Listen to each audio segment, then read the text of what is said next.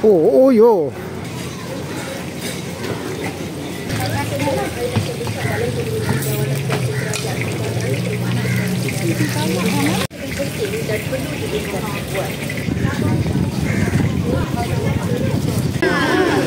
Tapi yang ni sedap kan?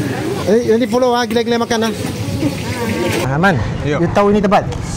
Tak tahu. Tahu tempat ni tapi Tak tahu ni. Ini saya dah makan bertahun-tahun lama tau.